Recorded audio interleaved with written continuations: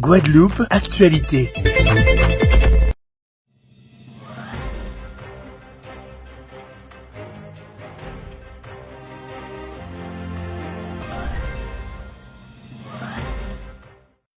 Bonjour à tous. Les incidents qui ont émaillé la récente visite de Marine Le Pen en Guadeloupe font-ils partie de l'histoire ancienne?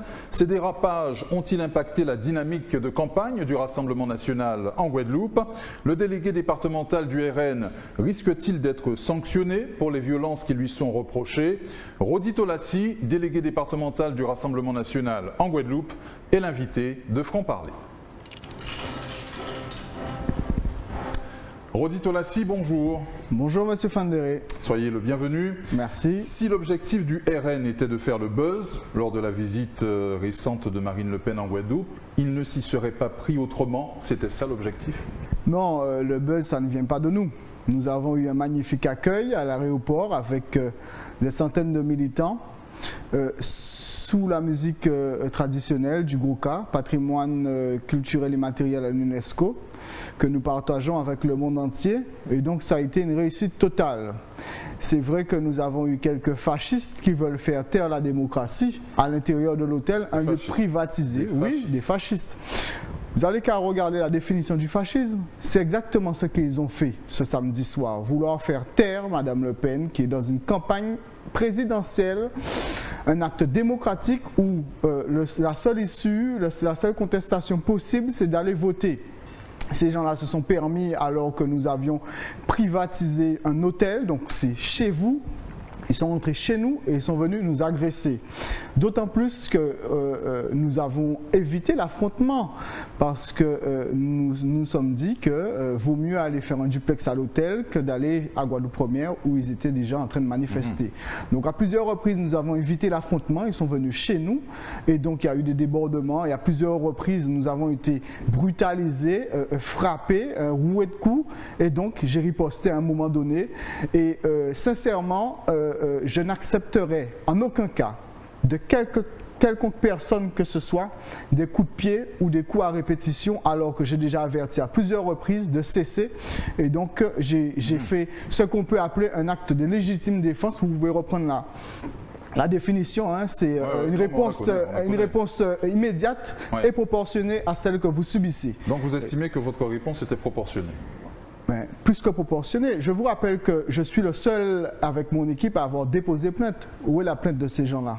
Parce qu'ils ont peur. Ils savent pertinemment que ce qu'ils ont fait va être lourdement réprimandé par la justice. Et d'autant plus, dès lors qu'Emmanuel Macron, président de la République, condamne les actes de ces gens-là, je n'ai plus rien à dire à ces gens-là qui sont rien, ni plus ni moins que des fascistes, des moins que rien, de la vermine, ni plus ni moins. Lorsque... Oh, c'est l'escalade des mots là. Hein? Non, j'appuie, je prends mes responsabilités.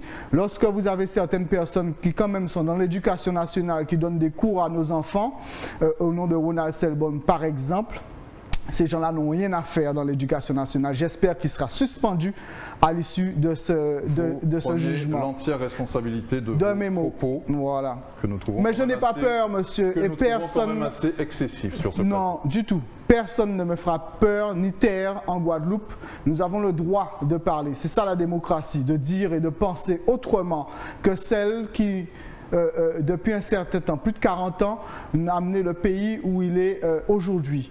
Quelle est la proposition de ces gens-là à part la violence et donner des coups? Ils n'en ont aucune proposition. Nous avons des propositions que nous avons faites, que nous avons mises sur la table dans un programme construit, cohérent pour la Guadeloupe et pour l'ensemble des Outre-mer. Très bien, donc il ne faut pas compter sur vous pour de quelconques excuses. C'est pas dans votre rhétorique. Si j'ai fauté, c'est au juge d'en décider. C'est moi qui ai déposé plainte, c'est moi qui suis la victime. Je n'ai aucune excuse à faire à des gens qui n'avaient rien à faire à l'hôtel et qui sont venus en découdre avec les mains et donner des coups. Je n'ai aucune excuse à faire à ces gens-là. Ils n'avaient qu'à rester à leur place, manifester pacifiquement, ce qui n'était pas le cas, et venir dans une enceinte privée, violenter, brutaliser, frapper des gens, et notamment Mme Le Pen qui est une femme. C'est inadmissible et leur comportement, je l'espère, sera vivement réprimandé lors d'une audience devant le tribunal. Vous comprenez que votre attitude est plus choquée quand même? Mon attitude n'a choqué personne. Je marche tous les jours dans la rue, j'ai des soutiens par centaines et par milliers de la population guadeloupéenne. Et j'ose rappeler à certains qui ont tendance à oublier que lorsqu'on s'est pris à notre jeunesse en politique, les Guadeloupéens ont su faire front. C'est ce qu'il faut retenir. Rappelez-vous bien de l'histoire de Cédric Cornet, pour ou contre, coupable ou pas coupable, lorsqu'on l'a mis sur le bûcher, les Guadeloupéens se sont levés très tôt et très rapidement ont pris sa défense. Et aujourd'hui, il est maire de la commune du Gosier et il a gagné brillamment. Et aujourd'hui, c'est une bande de fascistes qui m'attaque. Et donc, la population guadeloupéenne, croyez-moi, me soutiennent et sont derrière moi.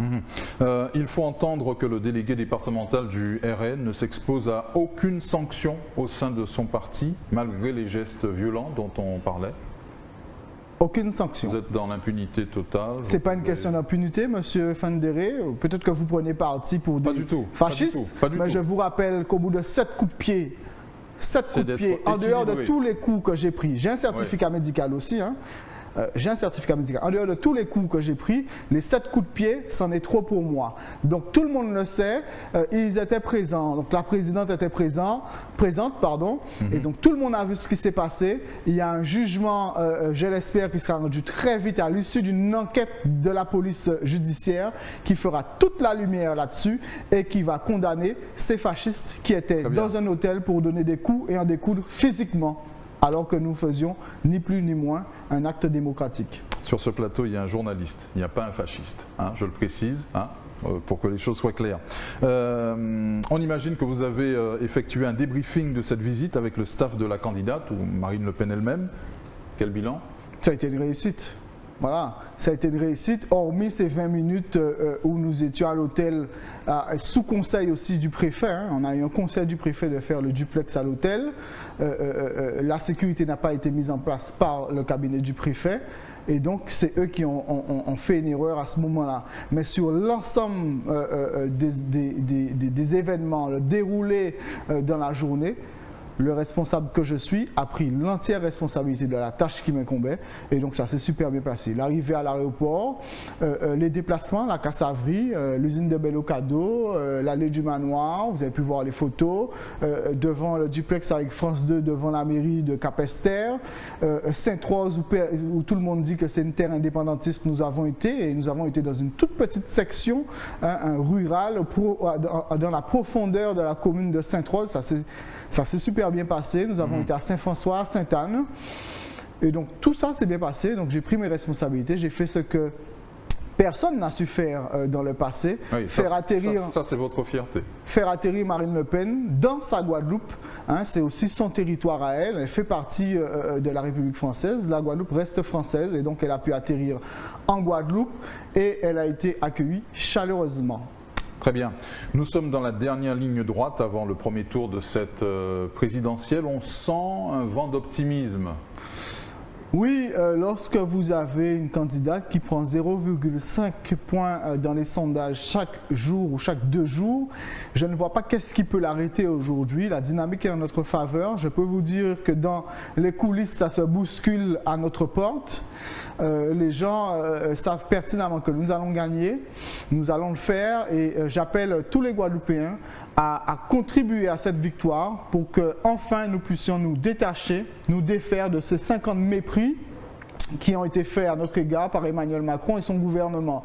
En 5 ans, Emmanuel Macron n'a réglé aucune problématique, hein, ni sur l'eau, ni sur le chlordécone, ni sur les sargasses, ni sur le chômage de masse qui nous touche et surtout sur la violence quotidienne que nous côtoyons dans notre territoire. Et donc, c'est sur ces points qu'Emmanuel Macron n'a pas su régler que nous allons nous y atteler dès notre arrivée au pouvoir. Nous avons un programme qui est déjà défini, déjà écrit et qui est prêt à être mis en place dès le lendemain de notre élection. Dans cette dernière ligne droite, tous les moyens sont bons pour convaincre, y compris faire circuler sur les réseaux sociaux la vidéo d'un tambouillé qui dit soutenir Marine Le Pen. C'est la vidéo, vous savez, elle tourne d'elle-même. Nous sommes sur les réseaux sociaux, vous ne pouvez pas empêcher une vidéo de tourner, donc ça tourne. Mais croyez-moi, M. Fenderi, il n'y a pas qu'un seul tambouillé qui nous soutienne. Il y a des milliers. Il y a des milliers de Guadeloupéens qui nous soutiennent. Il y a des milliers de Guadeloupéens qui ne veulent plus d'Emmanuel Macron, qui ne veulent plus de la politique qui a été menée. Et donc, vous allez le voir, bien évidemment, samedi soir dans les urnes. Après l'accueil de votre candidate au son du cas à Pôle Caraïbes, les nationalistes pourraient y voir une nouvelle provocation? Non, si eux ils voient une nouvelle provocation, c'est qu'ils ont honte de leur culture et de la fierté que représente le Gros Cas. Comment accueillir quelqu'un qui vient de la métropole et ne pas se dire que nous devons mettre en avant notre culture? C'est la moindre des choses. S'il fallait effacer sa culture pour accueillir Mme Le Pen, il en est hors de question. C'est notre culture, donc il allait de soi que nous puissions l'accueillir sur du Gros Cas, qui est notre patrimoine et aussi le patrimoine partagé au niveau de l'UNESCO. C'est la moindre des choses et il faut arrêter l'ambivalence. Il faut arrêter aussi la contradiction permanente. Ce n'est pas sur du Claude François que j'allais accueillir Marine Le Pen. Très bien. Quelles sont les propositions fortes du Rassemblement national, de votre candidate pour les Outre-mer? Pour les Outre-mer, la réforme de l'octroi de mer, où nous allons supprimer sur la plupart des produits entrants, et nous allons la garder sur les produits concurrençant la production locale uniquement, ce qui va permettre de générer du pouvoir d'achat. Nous allons remettre des dispositifs de défiscalisation et d'exonération de charges pour donner un nouveau souffle aux entreprises, avoir un choc économique pour créer de l'emploi, c'est le plus important. Aussi sur la sécurité, la justice, nous allons mettre un point d'ordre là-dessus pour que les procédures puissent aller plus vite, pour que nous puissions ne pas forcément arriver à des points de non-retour de notre jeunesse. Quelqu'un qui tue, c'est parce que c'est une répétition d'actes qui l'ont poussé à avoir cet acte-là au final.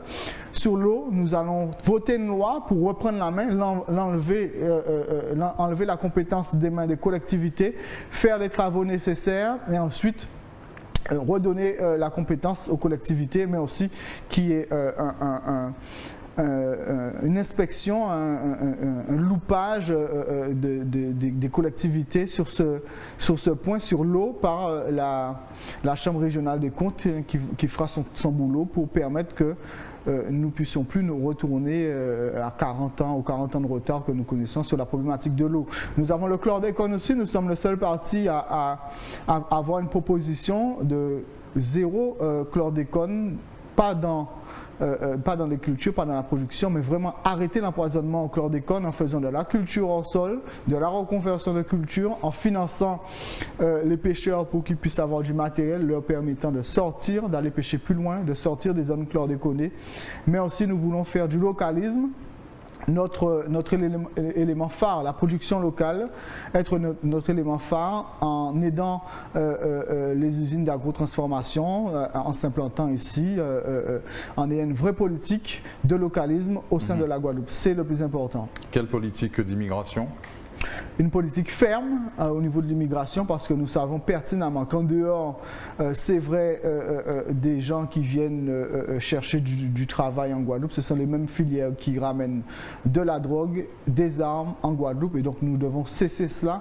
Et croyez-moi, ça fait par exemple 60 ans que nous proposons à nos voisins immigration à leur détresse, ça n'a pas changé leur problématique. Donc il faut une vraie politique étrangère pour aider ces pays-là chez eux, aider à ce qu'ils se développent chez eux, et que nous puissions nous occuper de nos compatriotes qui quand même, je vous rappelle, nous avons 135 000 de nos compatriotes sous le seuil de pauvreté, et il est temps que nous puissions nous occuper d'eux.